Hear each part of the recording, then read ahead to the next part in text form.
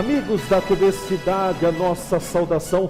Olá, tudo bem? Aqui nos encontramos para mais uma edição do programa Cidade Aberta no nosso canal 14, o canal digital da NET aqui em Farroupilha. Muito bom estar junto com vocês. A partir de agora, a próxima hora, nós estaremos juntos. Nós do lado de cá, vocês do lado de lá, em mais um Cidade Aberta, que começa sempre com o apoio cultural da Ecofar, mantendo a cidade cada vez mais limpa, e também do Grupo Feltrin, mais pela cidade, muito mais por você. Estamos na semana das eleições municipais que vão ocorrer nos mais de 5.000 municípios brasileiros. Aqui no Rio Grande do Sul, quase 400 municípios também terão então o seu processo eleitoral sendo realizado agora no próximo domingo. Será o primeiro turno das eleições municipais. Para nós aqui em Farroupilha teremos turno único em função do contingente populacional e dos eleitores aptos a votarem então no dia 2 de outubro. No entanto, outros municípios como, por exemplo,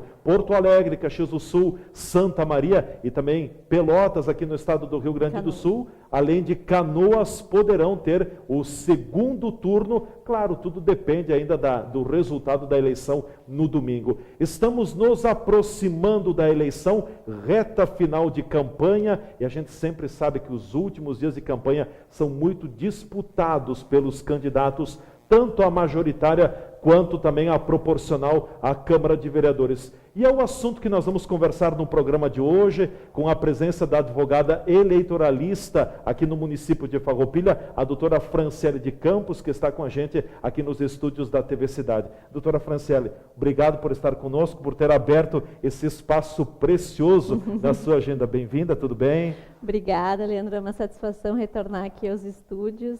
Realmente agora nessa reta final a coisa está complicada, mas a gente arranja um tempinho aqui para fazer alguns esclarecimentos. Bom, começando, vamos dar uma pincelada rápida, doutora. Nós estamos chegando ao final de uma eleição diferente, eu diria, do ponto de vista da campanha política. Nós tivemos uma eleição com um prazo de campanha bem mais enxuto, exíguo e também com muitas mudanças que aconteceram. O que a gente poderia destacar? O que tem de diferente nesta campanha política, por exemplo, de outras campanhas que já passaram? Bom, a gente teve em 2015 uma mini reforma eleitoral, né, aprovada pelo Congresso Nacional. Essa mini reforma é fruto de debates que vieram depois daquelas manifestações de junho de 2013, então, que pediam muitas mudanças, e aí o Congresso, então, nos trouxe essa mini reforma. A gente fala que é uma mini reforma porque não houve uma reforma, enfim, em toda a legislação eleitoral, mas pontos muito importantes foram modificados, como esse que tu citaste, que é o tempo, né, das campanhas, né? Que então é como um reflexo também da campanha de 2014, que foi uma campanha muito vultuosa em questões financeiras, e a gente vê o resultado que está até hoje aí, né? Toda essa operação Lava Jato que investiga doações eleitorais. Então, como houve um boom assim, do financiamento das campanhas naquela eleição, se entendeu que estava demais, né? Era muito dinheiro gasto, os partidos, os candidatos saíam das eleições sempre muito endividados, e aí depois recorriam a meios escusos para poder pagar essas dívidas, né? Então, o legislador entendeu que se precisaria, além de diminuir o tempo da campanha, que antes nós tínhamos 90 dias, a campanha iniciava no início de julho. Eram 3 meses. Exatamente, era julho inteiro, agosto inteiro e setembro inteiro, né? E eventualmente até 1 ou 2 dias no mês de outubro. E aí a votação aí no início, e nas cidades onde havia segundo turno, ou ainda nos pleitos de eleição estadual ou presidencial, mais um mês. Então eram 4 meses, né, de eleição, e isso dispendia muito dinheiro. Muitos recursos financeiros. Muito, isso, para que o candidato suportasse, então, todo esse tempo fazendo campanha. Então, se diminuiu para 45 dias, se diminuiu em 50% do tempo. Então, nós começamos a campanha, a propaganda eleitoral propriamente dita no dia 16 de agosto, né? Então, a gente teve metade de agosto, que a campanha foi bem morna, a gente viu bem muita light, pouca coisa, né? Ainda porque os partidos, os candidatos não tinham arrecadado valores. E, além dessa limitação do tempo, a gente teve pela primeira vez uma limitação de gastos, né? O TSE impôs os tetos de gastos, então não é mais aquele oba-oba, né, que se arrecadava dinheiro. Então, a gente teve o teto de gastos ainda aliado a uma outra modificação, que não veio por lei, mas veio através de uma decisão do Supremo Tribunal Federal, de que as pessoas jurídicas estão proibidas de fazer doações. Então, isso retirou também muito a questão da saúde financeira, né, dos partidos, dos candidatos, que a gente vê que hoje, até agora, a gente achava que o teto era muito baixo em algumas ocasiões, mas a gente está vendo agora, em uma semana da eleição, que muitos candidatos sequer vão conseguir arrecadar o teto. Aqui em Farroupilha, a imensa maioria dos vereadores não vai chegar no teto. O teto para vereador em Farroupilha é de 98 mil e prefeito 108 mil. Uma diferença muito pequena entre vereador e prefeito. Porque como é que foi fixado esse teto, na verdade, é uma norma do TSE que diz que foi pego o valor da última eleição e foi retirado 30%. Então, esse valor de 98 mil foi um valor que foi declarado na outra eleição. Então, se gastou bastante para vereador, né? E se gastou pouco para prefeito. Então, se pegou por base os valores gastos na última eleição, o maior valor gasto na última eleição, e se fez essa porcentagem, né? Mas, mesmo assim, a gente vê que com essa questão da proibição do financiamento das pessoas jurídicas, houve uma redução muito grande, né? Sim. E também porque a legislação, além de limitar isso que a gente conversou, né, dos dias e o teto, a legislação, ela restringiu muito a propaganda eleitoral, né? Certo. Então, muita coisa que a gente via nas outras eleições, então o legislador entendeu que era demais, né? Era muita coisa. Muita poluição visual, muito gasto desnecessário. Então, por exemplo... E muito tempo de exposição também. Isso. Então, o Congresso, todos os anos, ele vem restringindo um pouquinho a propaganda. Sim. Se a gente lembrar de eleições de 20 anos atrás, se distribuía camiseta, boné, chaveiros, isso. As pessoas pintavam os muros das casas, aí depois ficava assim, 2, 3 anos depois da eleição, ainda estava lá aqueles muros, né? Em Porto Alegre, aquelas... outdoor podia. Então, nesse ano eu não tenho visto nem cavaletes. Cavaletes estão proibidos. Estão proibidos também. Então, lembram da última eleição aqui em Farroupilha, quando tinha cavaletes? E na última eleição já estava proibido, mas se a gente lembrar, não da última eleição, mas de algumas eleições passadas, as placas nos postes, sim, né? Isso, então, conforme os candidatos iam sujando a cidade, o legislador foi, então, restringindo, né?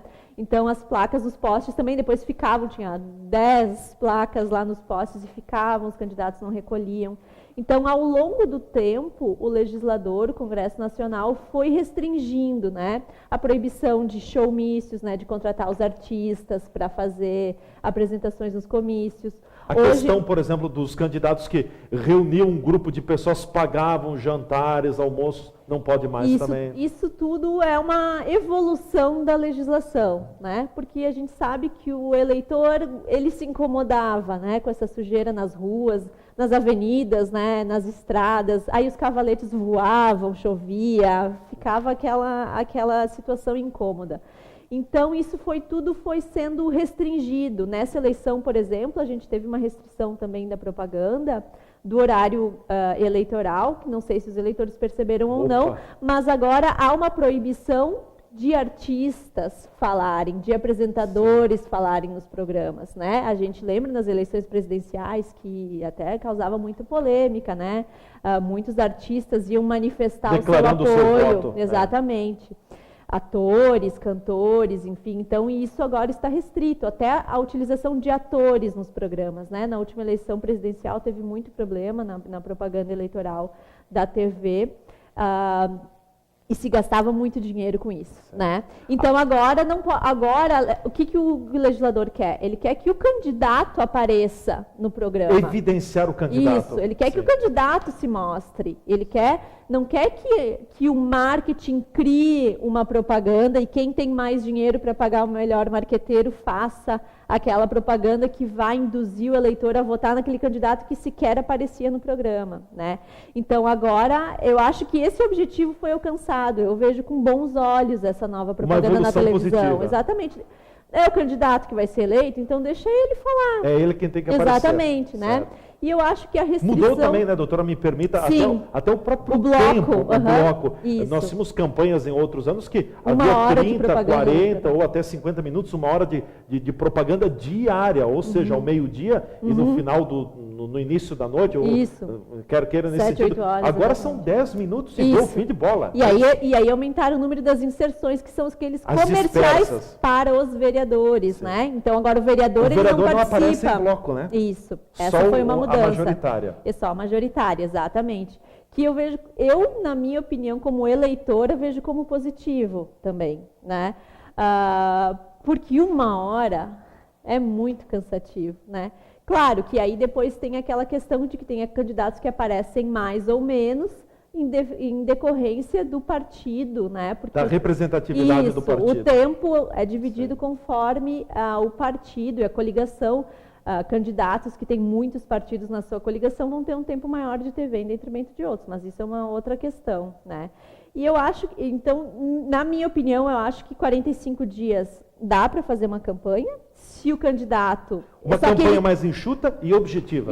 E mostrando mais o candidato, né? Então, acho que o candidato tem que se mostrar mais, tanto nos programas, como também, como não há mais aquela abundância de recursos e de propaganda, né? Então, o candidato a vereador, para fixar o seu número, porque a gente vota na urna eletrônica, a gente precisa do número. Ele tem que ir atrás do eleitor e dizer, olha, eu sou fulano, esse é o meu número, não tem mais aquela, né, envelopar carro, comprar outdoor.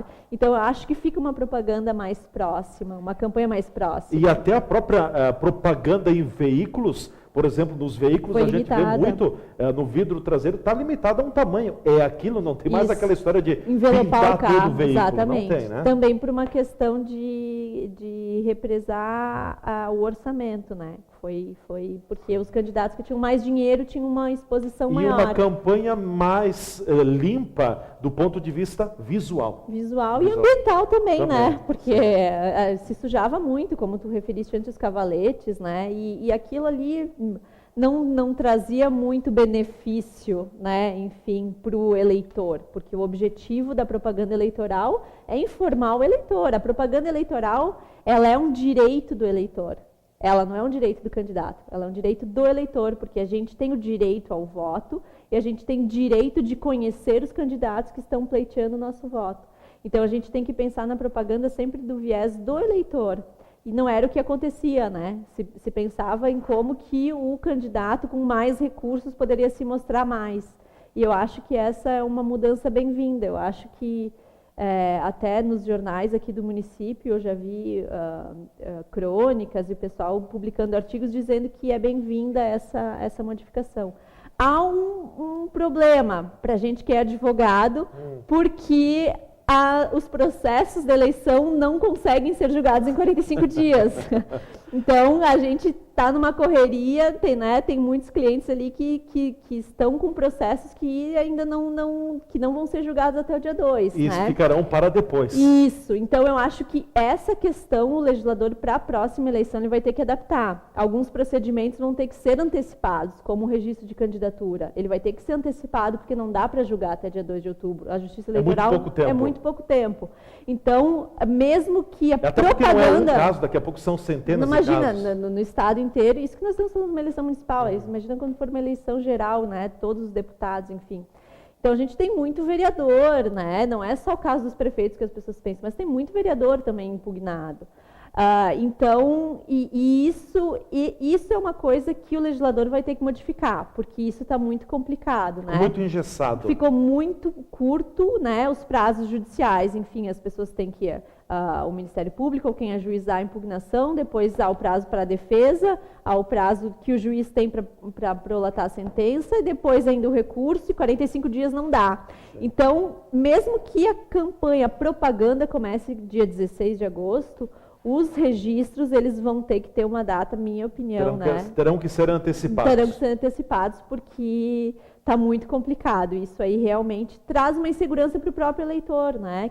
Que fica naquela discussão de não saber se o seu candidato está apto ou não. Então, isso é prejudicial para o processo eleitoral como um todo. Doutora Franciele, permanece conosco, nós vamos ao nosso espaço de apoiadores culturais aqui no programa Cidade Aberta. Em seguida a gente volta falando mais com a doutora Franciele sobre as eleições 2016, cobertura completa nesse domingo aqui pela nossa TV Cidade, Canal 14. Aguardem, vem aí a nossa cobertura, nós vamos estar mobilizados também, levando programação direto para você sobre os acontecimentos da eleição em Farroupilha. As imagens da eleição em Farroupilha você vai acompanhar conosco aqui na TV Cidade. O Cidade Aberta tem o apoio cultural da Ecofar, mantendo a cidade cada vez mais limpa, e também do Grupo Feltrin, mais pela cidade, muito mais por você. Fiquem conosco, a gente volta já já.